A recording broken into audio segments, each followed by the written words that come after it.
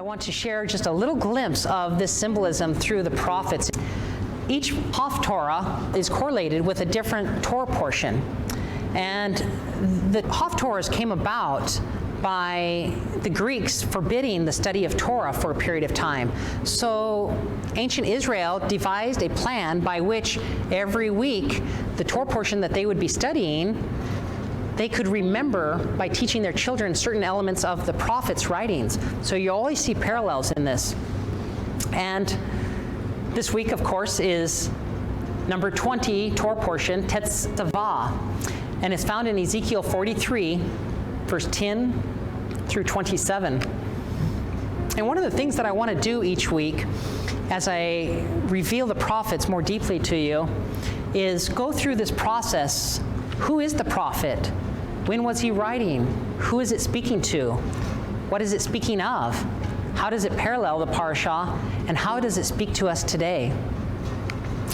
So we know the prophet in today's Haftarah is Ezekiel, and he's called in chapter 1 Ezekiel ben Buzi, and this is his father. Ezekiel is actually a priest. So here we're studying about the priest in the Torah portion, and Ezekiel is a priest, but he has been taken from Jerusalem by Nebuchadnezzar, and he's living in captivity in Babylon. Now Ezekiel means God strengthens, and God is literally strengthening his people in the diaspora. In between the times of the temples, they're in a foreign land, just like we're in a foreign land without a temple. So we can relate a lot to what Ezekiel says. And the message that God gives Ezekiel is both for his day and for the future millennial kingdom.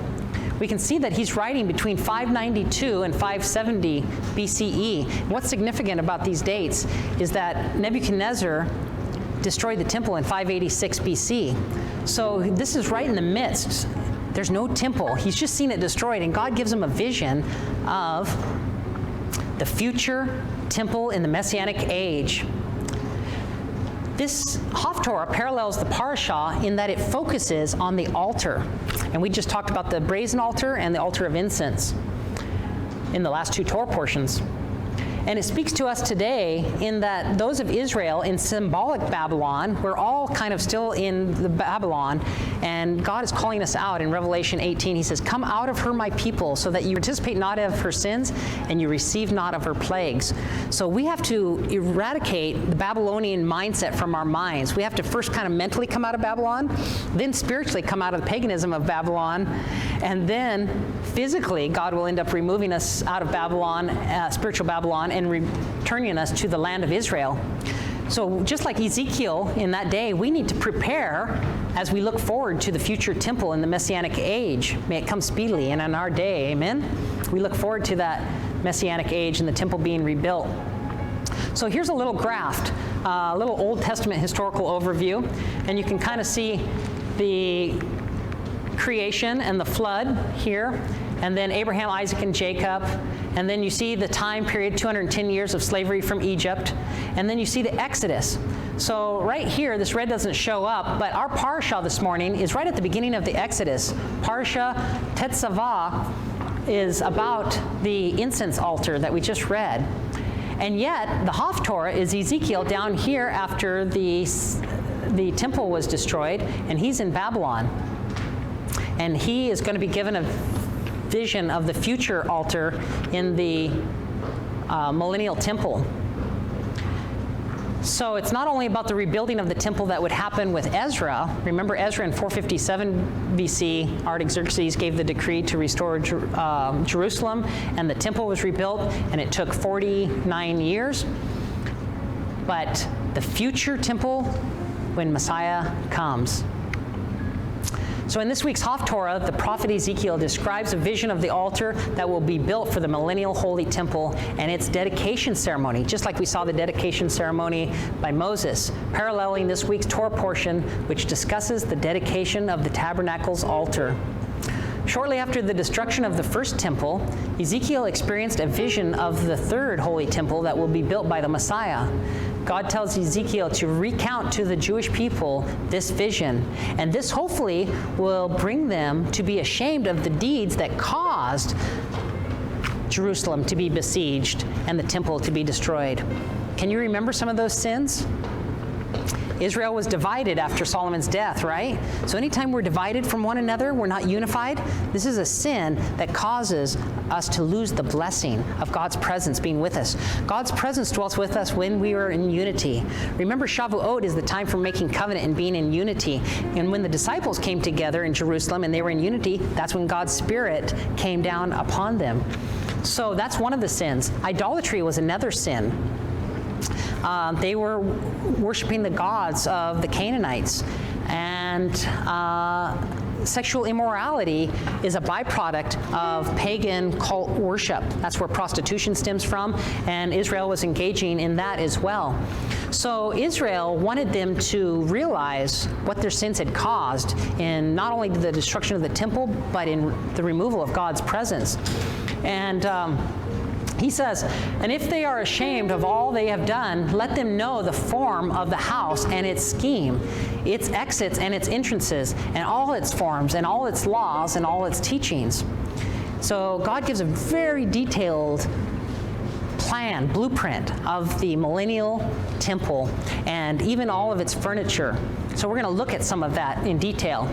Ezekiel then goes on to describe in detail the third temple's altar and describes the 7-day inauguration ceremony. See, everything that Yeshua is doing in the millennial kingdom is taken from Torah. 7-day inauguration ceremony, they're going to be a 7-day inauguration ceremony, and the offerings which will be brought on each day of that special week.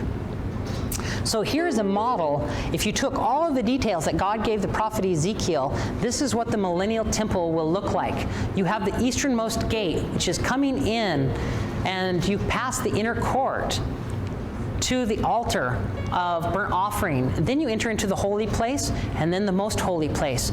So this is what used to be the tent of meeting.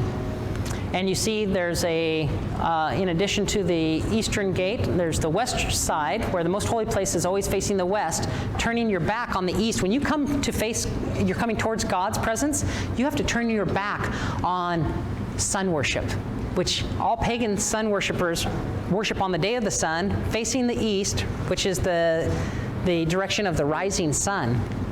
We see it in Asia, we see it in, what's that? I always found it interesting that when they sing the Shema, they always turn to the east. That's only because in the diaspora, they ended up moving west, so they're facing Jerusalem. But, yeah, we can face west because the world is round, and you can face the way the temple would be facing, as if you're entering the temple, no matter how far, how many thousands of miles away you are. I like you, like to face west, so that I'm facing the most holy place all the time in the presence of God. Very good point, Donna. So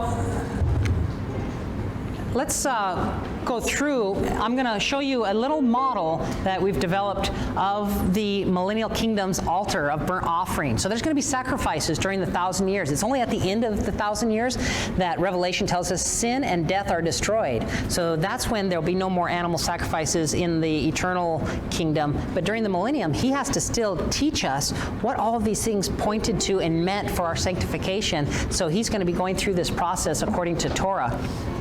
So if you have your Bibles, turn with me to Ezekiel chapter 43, and we're only going to read, 17 verses in this Torah portion, so they're not long portions. And then we will diagram it as we go along.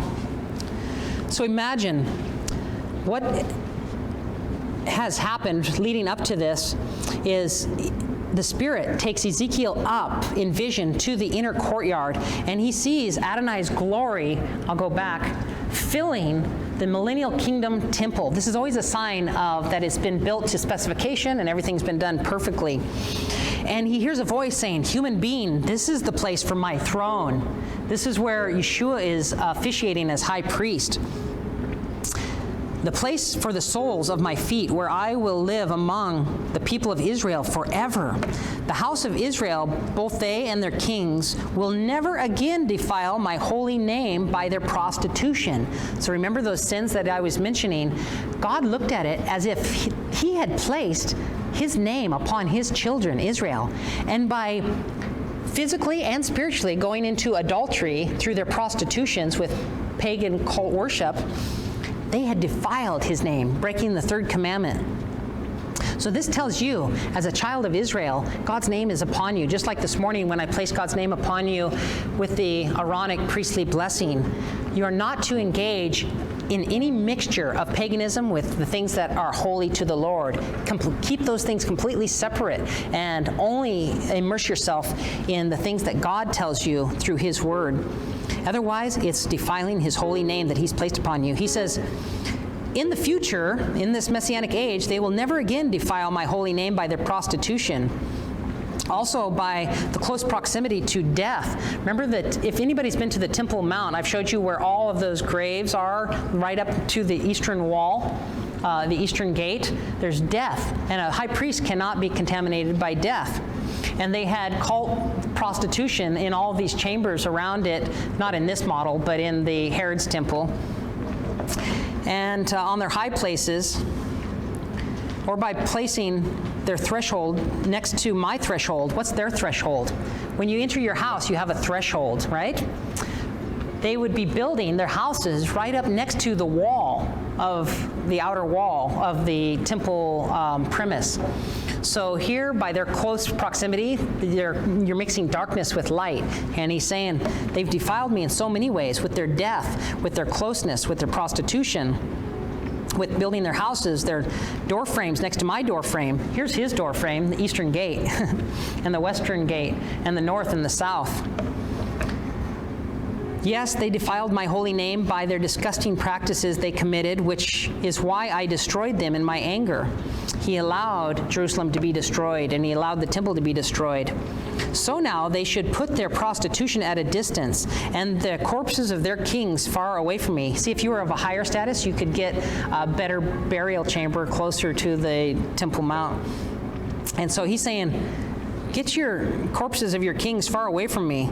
Then I will live among you forever. All that leads up to the Haftarah this morning. Verse 10, you human being, describe this house to the house of Israel so that they will be ashamed of their crimes, and let them measure it accurately.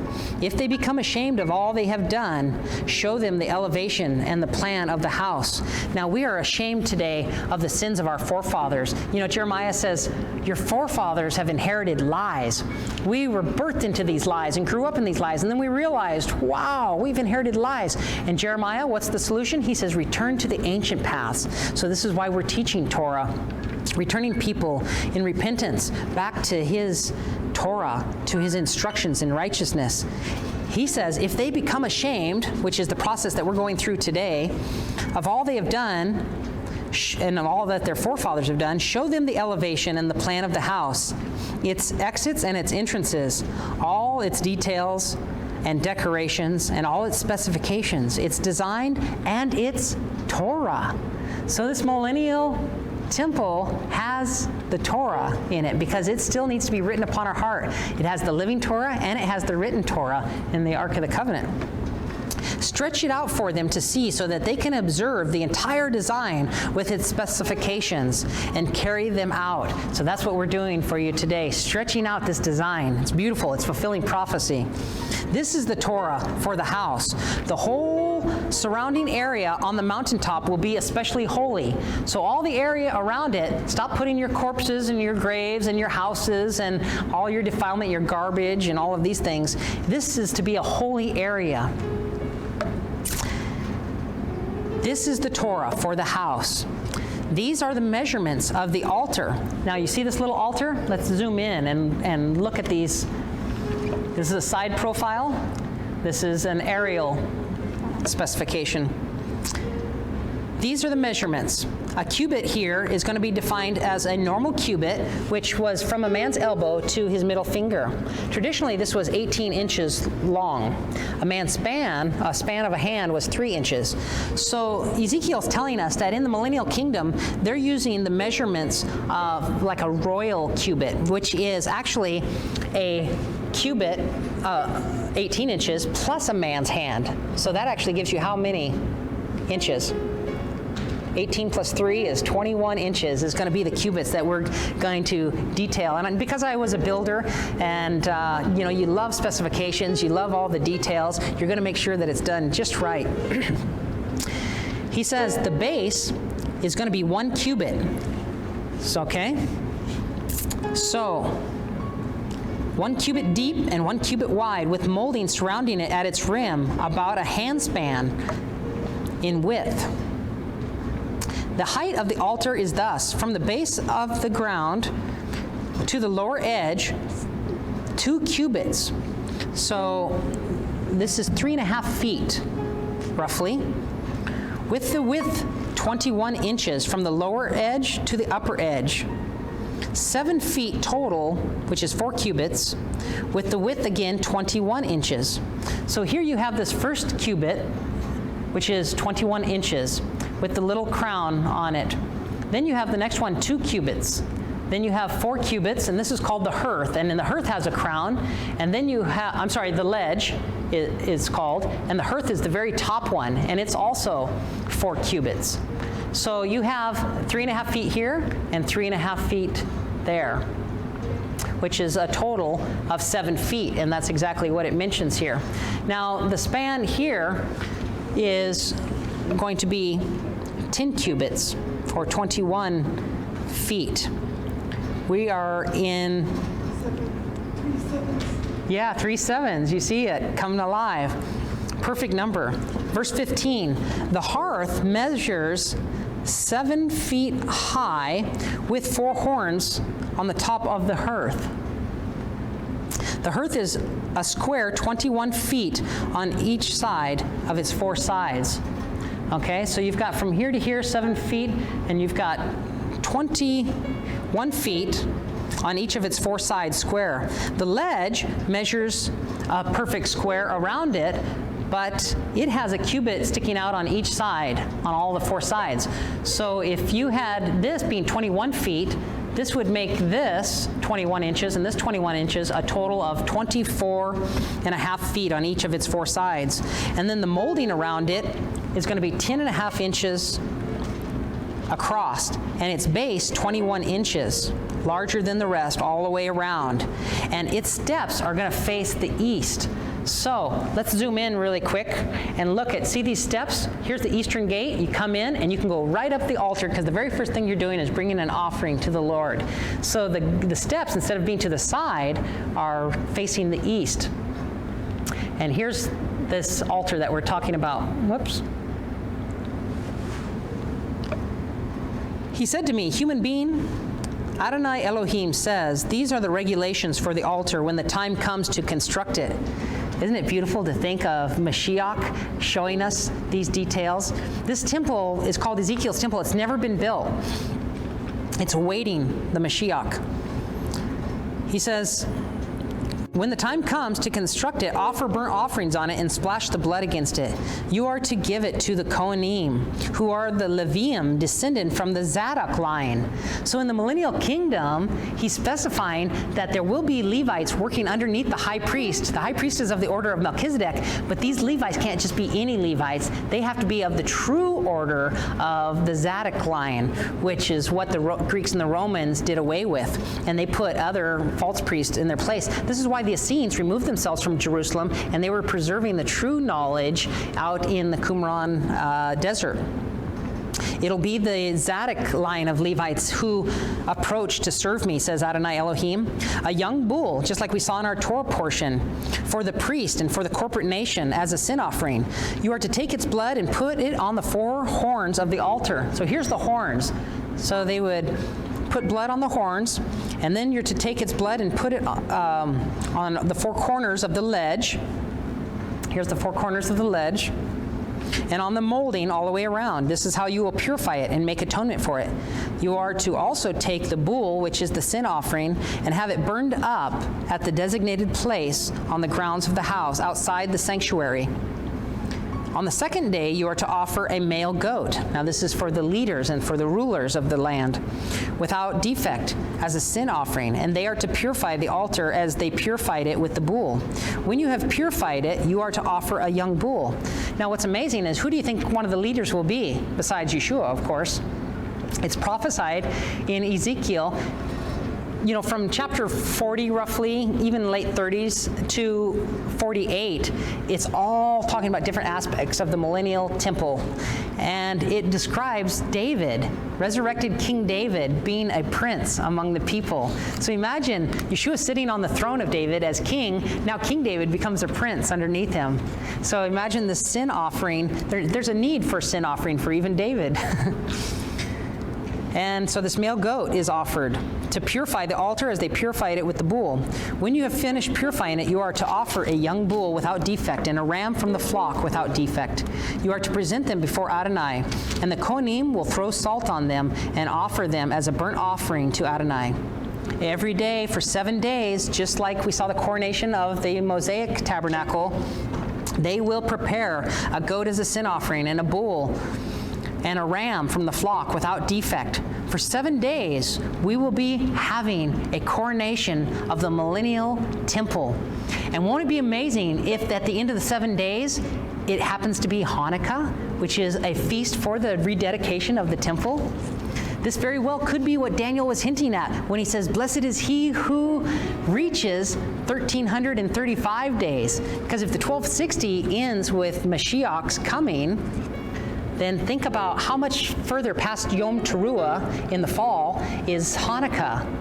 If you take out those days that the bride is in the huppah between Yom Teruah and comes out of the huppah on Yom Kippur, if you took those days away as if she's invisible, it would be exactly falling on Hanukkah that we would coronate the new tabernacle.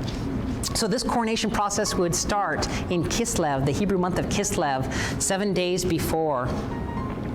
And it's to cleanse everything and to sanctify it and consecrate it. And when these days are over, on the 8th day and afterwards, the Kohanim will present the burnt offerings on the altar and the peace offerings. And God says, I will accept you. Isn't that beautiful? That's what it's all about, is Him desiring for us to be able to draw near Him and Him be able to accept us as living sacrifices. So in closing, let's look at some of the symbolisms of the sacrifices and the offerings. A priest or the entire community would be consecrated by the bull. A ruler would be consecrated by the male goat or ram. And then there was offerings for the individual. And according to their wealth and their means, they could choose to bring a lamb or a goat or turtle doves, pigeons. Like you remember a woman, oftentimes, even Yeshua's own mother, after the time of her cleansing, brought 2 turtle doves up to the temple on the 40th day, which was the time of her purification for a male child, and she presented him and dedicated him to the Lord. Or you could also bring 2 quarts of flour. So we see this beautiful picture of the millennial kingdom and all of the plan of salvation coming to realize what God has wanted from the very beginning, and that is to have a bride without spot or blemish that He can live with and that He can be intimate with. And so there's a process of having Torah rewritten on our hearts because we've been away from it for so many years. And we look forward to that day when Yeshua will rebuild the temple and teach us even more fully all of the beautiful symbolisms hidden. There's not one thing by accident, not one number, not one dimension, not one animal sacrifice or offering that is arbitrary. All of it points to His plan from the very beginning on how to sanctify us, how to purify us, so that we can, like the Day of Atonement symbolizes, be at one with Him once again.